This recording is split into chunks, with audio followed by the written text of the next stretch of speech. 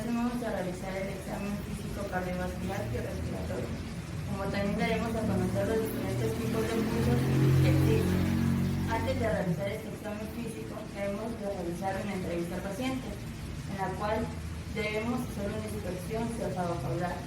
También debemos pedir la autorización para nosotros poder realizar este examen. Un punto importante es el lavado de manos y el uso de mascarillas.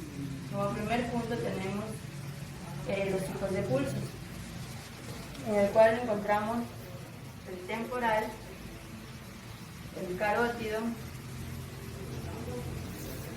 el axilar, el braquial, el radial,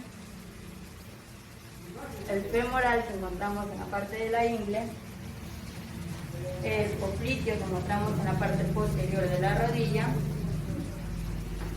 el tibial posterior que encontramos en los lados del tendón de Aquiles. Y por último tenemos el pello que encontramos aquí. Como segundo punto tenemos la auscultación cardiovascular, en donde daremos a conocer los focos o válvulas del corazón.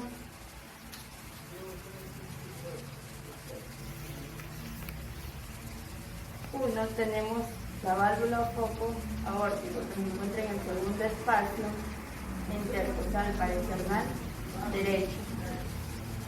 2, tenemos el foco o válvula pulmonar que se encuentra en el espacio intercostal parasternal del lado izquierdo. Como siguiente punto tenemos la válvula o foco tricúspide que se encuentra en el quinto espacio parasternal del lado izquierdo.